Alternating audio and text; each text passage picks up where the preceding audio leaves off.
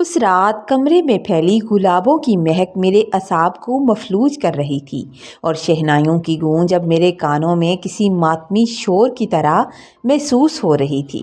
میں نے جیسے ہی لرزتے ہاتھوں اور ڈھیر ساری امیدوں کے ساتھ اس ریشمی گھونگھٹ کو سرکایا تو سامنے موجود منظر نے میرے پیروں تلے زمین نکال دی۔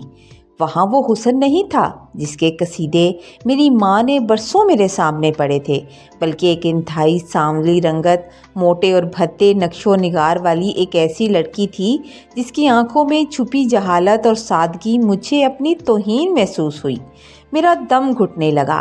مجھے ایسا لگا جیسے کسی نے مجھے زندہ ہی قبر میں اتار دیا ہو۔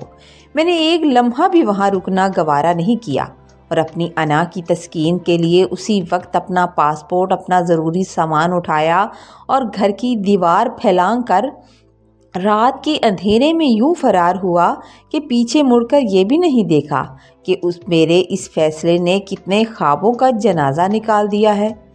میرا نام شاہد ہے اور میں اس معاشرے کا وہ تعلیم یافتہ اور خود پسند انسان تھا جس نے صرف ظاہری صورت کو ہی زندگی کی معراج سمجھ لیا تھا۔ شادی کی وہ پہلی رات میرے لیے کسی ڈراؤنے خواب سے کم نہیں تھی۔ جب میں نے بختاور کو پہلی بار دیکھا، میری ماں نے ہمیشہ مجھ سے یہ جھوٹ بولا تھا کہ وہ چاند کی طرح خوبصورت ہے، لیکن حقیقت بالکل اس کے برعکس تھی۔ وہ نہ صرف کالی رنگت کی تھی بلکہ اس کے لباس پہننے کا ڈھنگ اور اس کی خاموشی اس کے ان پڑھ ہونے کی گواہی دے رہی تھی۔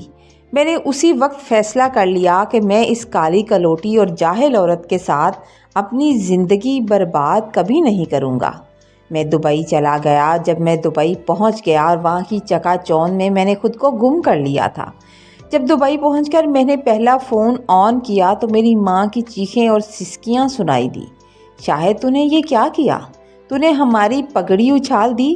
وہ معصوم لڑکی کمرے میں بیٹھی تیرا انتظار کر رہی ہے اور تو ہمیں بنا بتائے پردیس چلا گیا۔ میں نے بڑی بے رخی سے جواب دیا، اماں مجھے میرے باس کا فون آ گیا تھا۔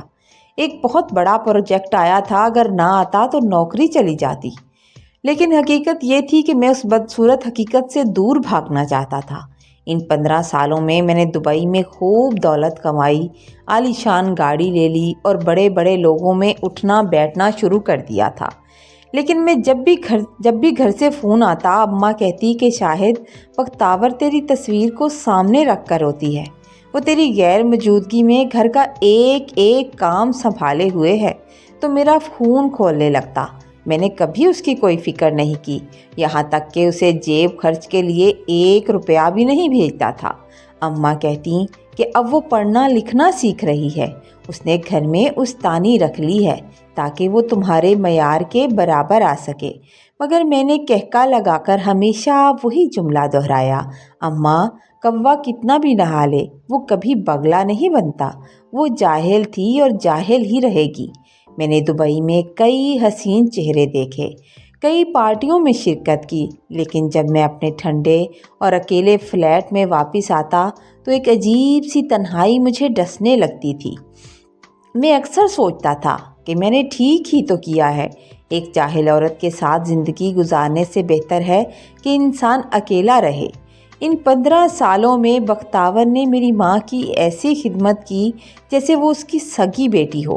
وہ 15 سال تک ایک ایسی بیوہ کی زندگی گزارتی رہی جس کا شوہر زندہ تھا مگر اس کے لیے مر چکا تھا۔ وہ سارا دن گھر کے کاموں میں جٹ جاتی اور رات کو اللہ کے حضور گڑ گڑاتی تھی۔ ادھر میری بوڑھی ماں بوڑھی ہوتی گئی اور ان کی بیماری بڑھتی گئی۔ ایک دن جب میری بہن کا فون آیا اور اس نے مجھے بتایا کہ اماں بسترے مرگ پر ہے اور وہ بس تمہارا نام پکار رہی ہیں، تو میرے اندر کا پتھر دل پہلی بار لرز اٹھا تھا۔ اس نے بتایا کہ بختاور نے پچھلے کئی ہفتوں سے نیند کا ذائقہ نہیں چکھا۔ وہ اماں کے پاؤں دباتی رہتی ہے اور ان کی غلاظت تک وہ صاف کرتی ہے۔ مجھے اپنی انا پر پہلی بار شرمندگی محسوس ہوئی تھی۔ میں نے اسی وقت واپسی کا ٹکٹ کٹوایا۔ جہاز میں بیٹھے ہوئے میرا ذہن مختلف وسوسوں کا شکار تھا۔ میں سوچ رہا تھا کہ 15 سال بعد بختاور کیسی دکھتی ہوگی؟ کیا اب بھی وہی کالی کلوٹی اور جاہل لڑکی ہوگی یا وقت نے اسے کوئی نیا روپ دے دیا ہو گیا؟ میں اپنی ماں سے ملنے کے لیے تڑپ رہا تھا، لیکن میرے دل کے کسی کونے میں اس عورت کا سامنا کرنے کا خوف بھی تھا جسے میں نے 15 سال پہلے ایک کچرے کی طرح ٹھکرا دیا تھا۔ جب میں اپنی گھر کی گلی میں داخل ہوا تو مجھے اپنی سانسیں رکتی ہوئی محسوس ہونے لگی، کیونکہ میں جانتا تھا کہ اب مجھے اس حقیقت کا سامنا کرنا پڑے گا جسے میں 15 سال سے جھٹلاتا آ رہا تھا۔ میں نے جیسے ہی گھر میں قدم رکھا، مجھے ایک عجیب سی خوشبو کا احساس ہوا۔ یہ وہ گلابوں کی سستی مہک نہیں تھی جو میری شادی کی رات تھی، بلکہ یہ سندل اور صفائی کی ایک ایسی مہک تھی جو کسی پڑھے لکھے اور سلیقہ مند گھرانے کا خاصہ ہوتی ہے۔ میں بوجھل دل اور بوجھل قدموں کے ساتھ اپنی ماں کے کمرے کی طرف بڑھا تھا۔ میرا دل زور زور سے دھڑک رہا تھا۔ کمرے کے دروازے پر پہنچ کر میں رک گیا۔ وہاں بستر پر میری ماں لیٹی ہوئی تھی۔ ان کا چہرہ زرد پڑ چکا تھا، لیکن ان کے سرہانے ایک خاتون بیٹھی تھی جو نہایت خاموشی اور محبت سے ان کے ماتھے پر پٹیاں رکھ رہی تھی۔ اس خاتون نے سر پر بڑے سلیقے سے دوپٹہ اوڑھ رکھا تھا۔ اس کی رنگت اگرچہ اب بھی بہت گوری نہیں تھی، وہی سانولا پن تھا، لیکن اس کے چہرے پر ایک ایسی نورانیت اور متانت تھی کہ میں دنگ رہ گیا۔ وہ نہایت ڈیسنٹ سی عورت لگ رہی تھی۔ اس کے بیٹھنے کا انداز، اس کے ہاتھوں کی صفائی، اس کے چہرے کے تاثرات، کہیں بھی یہ نہیں لگتا تھا کہ یہ وہی پرانی جاہل لڑکی ہے جسے میں نے ٹھکرایا تھا۔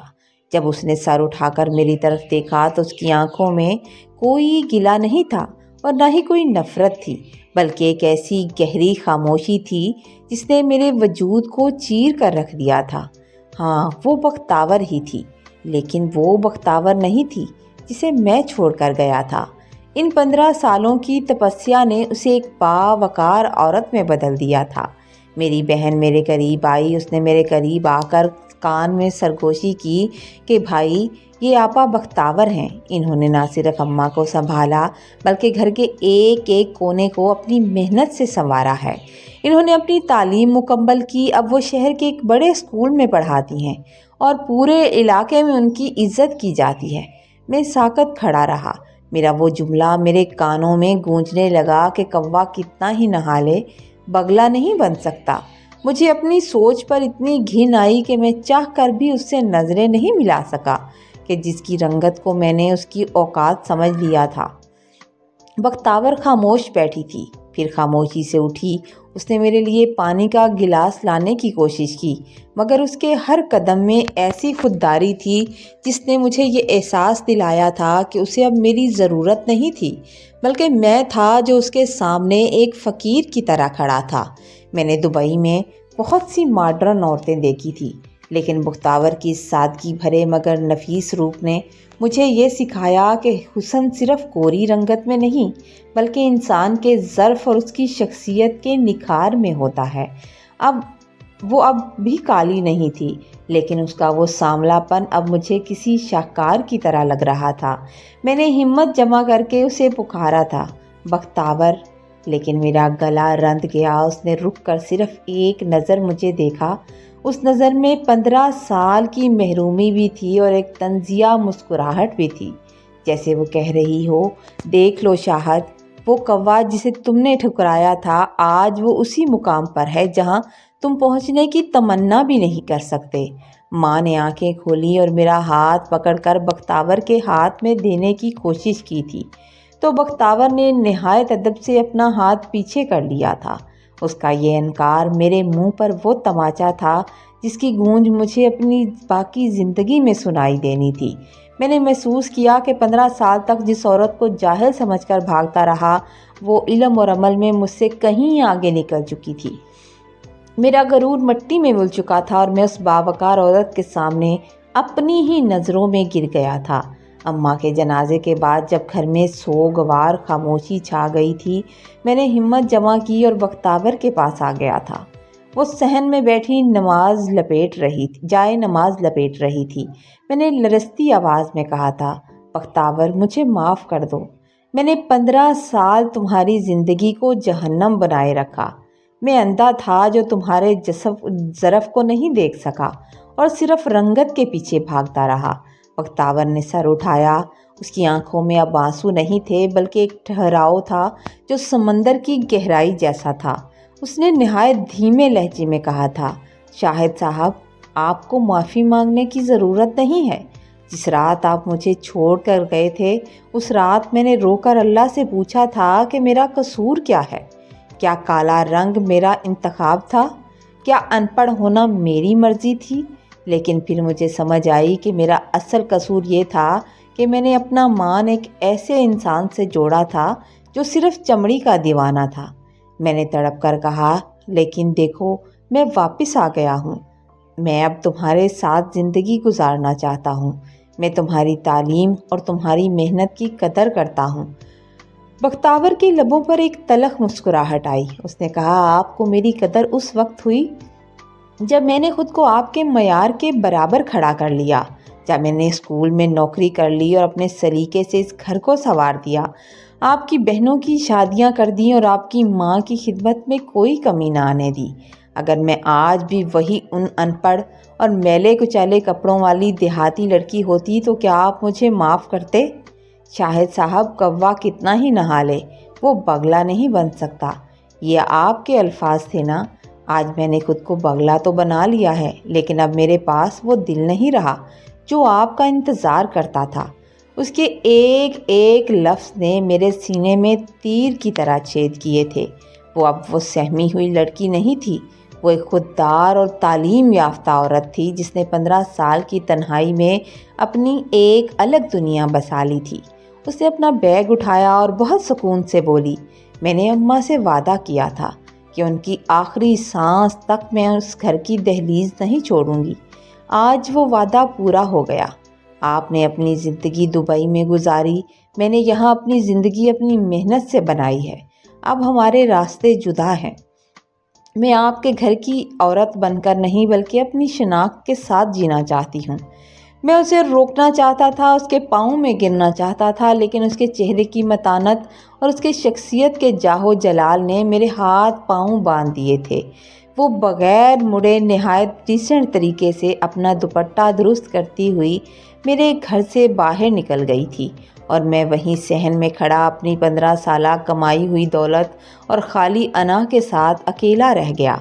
مجھے آج احساس ہوا کہ میں نے حسن کی تلاش میں اس ہیرے کو کھو دیا تھا جس کی چمک اب میری پہنچ سے بہت دور ہو چکی تھی۔ یہ کہانی صرف ایک دھوکے کی نہیں ہے بلکہ ایک ایسی عورت کی جیت کی ہے جس نے اپنی رنگت کی سیاہی کو اپنی کامیابی کی روشنی بنا لیا تھا۔